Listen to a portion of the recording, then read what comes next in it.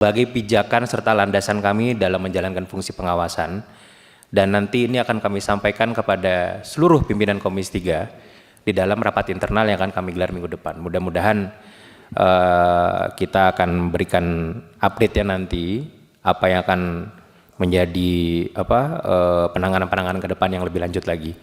Mungkin itu saja saya berikan kepada Pak Saur untuk closing statement sedikit saja Pak, karena kami jam 3 ada agenda lagi yang lain. Ya, makasih. Masih ada kemewahan kita setengah jam dari rencana kita, mungkin 5 menit saja. Atas nama Tumpas terus terang kami sangat diteguhkan dalam pertemuan kita hari ini. Ternyata apa yang kami rasukan dengan teman-teman Komisi 3 terlepas katakanlah representatif dari yang hadir bagi kami, bukan soal itu yang penting, tapi kelembagaan Komisi 3. Dan ternyata kita juga melihat apa hal-hal yang kami atau kita juga bicarakan, ternyata spirit itu juga ditangkap oleh kawan-kawan Komisi 3. Usul saya konkret 2. Saya tidak tahu nanti mekanismenya kerja seperti apa. Bisa enggak Komisi 3 kami sebagai pemilik daulat rakyat yang kami serahkan kepada teman-teman DPR. Pertama, setiap warga negara itu sama kedudukannya dalam hukum. Sekaligus juga supaya kami juga jangan bias, supaya ada perimbangan. Kedua, hak daripada DPR juga untuk berhak untuk memanggil saudara Hercules.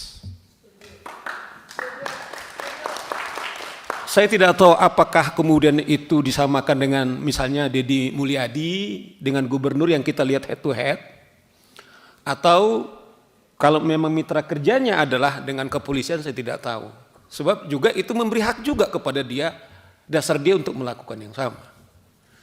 Tetapi seperti dibilang saya, teman-teman sebagian, yang terakhir Saudara Petrus Balapationa, sangat, Pak, terus terang aja. Kami ini 5 tahun Pak belajar, kalau zaman saya S1 itu 5 tahun Pak. Untuk jadi advokat saya harus magang 2 tahun Pak. Kemudian kami dilantik. Sebagian ini adalah kawan-kawan pejuang. Kami terbiasa kantor kami tiba-tiba disegel atau ditutup karena kami tidak bayar kantor. Kami berjanji setiap pro bono pimpinan, saya tidak pernah menerima. Ini teman-teman saya lama, teman saya perjuangan. Alhamdulillah, asal saya ajak mereka berjuang, mereka tahu. Kalau kasus pro bono itu tidak pernah kami berani menerima 1 rupiah pun. Tapi tiba-tiba hak kami sudah menang di pengadilan. Kami tidak bisa eksekusi. Petrus itu banyak pengalaman. Bung Robert ini banyak pengalaman. Oleh karena itu, saya hanya mengatakan, memang kami begini pimpinan, kami agak polemik. Ada mazhab yang kami juga tidak mau lagi ke DPR. Ngapain ke DPR? Katanya, minta maaf ini, tanpa merasa mengecilkan. Apakah mereka bisa menyuarakan atau dagelan politik? Tetapi kami pilih tidak. Kalaulah jujur hampir 100 orang mau. Jadi panggil beliau, saya pikir juga kita minta juga polisi, kenapa Anda? Seperti tadi. Orang mereka terbuka pakai pistol kok. Dan aparat penegak hukum tidak berani. Nah baru yang kedua kami diteguhkan, mungkin ini yang pertama, mungkin membentuk panja. Dan saya kira kami berhak karena kami adalah di lapangan. Kami hari kami. Bung Robert ini cerita kepada saya berapa kali dia sudah harus dieksekusi, kemudian dihambat, uangnya bertahun-tahun tidak ini. Sampai tiba-tiba Bung Petrus, BYD itu konkret aja. Hampir lari dari Indonesia, mau lari kepada negara lain karena keadaannya. Semoga kami pertemuan kita, kami sangat terhormat, ini ada tindak lanjut, tetapi konkretnya. Coba, sekaligus dia mau datang apa enggak? Jangan-jangan waktu di KPK pimpinan, dia bilang sama wartawan, katanya, coba viral Pak. Saya ngomong ini kan justru saya nggak jujur kalau saya dengar. Kamu jangan coba-coba. Pak kita ini mau mendampingi klien aja pakai KPK. Petrus itu teriak-teriak, kenapa 1 orang? Tapi dia masuk tiba-tiba, jangan kamu coba ya. Saya sikat kamu katanya.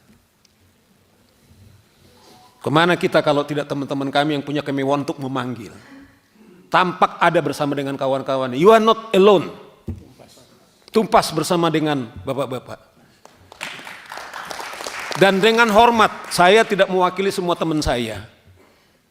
Kalau ada mengklaim, kami juga sangat terhormat, panggilan suci kami sebagai advokat, kami bersumpah demi Allah, tunduk kepada undang-undang dan undang dasar, dan itulah sumpah kami semua, dan itu terbiasa. Kami orang-orang lapangan, ya kalau ada mengklaim, kami nggak mati-mati ya, kami juga seperti itu. Ya Bung Petrus ya. Nah semoga ini juga betul-betul membuat energi kita sama, dan kemudian ini bisa betul-betul kita bisa selesaikan, sehingga pedagang kaki lima, kemudian para pengusaha kita, kalau saya dengar kemarin ikatan sudah sekian puluh tahun Pak, kami sekarang ini tiba-tiba bisa berbicara katanya. 10 tahun kami Pak, tiba-tiba datang jatah mereka 10% katanya. Dan harus gantian katanya. Tiba-tiba ada saatnya kami berbicara. Anda bisa lihat itu di Metro saya tonton, kita kumpulkan semua. Nah, sebagai dukungan kami Pak, kami juga merasa bahwa kita bersama-sama. Kembali, biasanya saya pakai peci, Petrus juga pakai peci, tapi ada saya buat bintang 5, jangan lupa. Sebagai simbol daulat rakyat, bahwa daulat itu masih ada kami Pak, kemewahannya ada bapak-bapak Pak. Kami nggak diongkosi oleh negara datang kemari, tapi kami mengongkosi diri kami. Semoga pertemuan kita ini memperkuat Komisi 3 dan juga memperkuat daulat hukum kita dan mensejahterakan dan rakyat kita aman. Sekian dan terima kasih Bapak-Ibu sekalian.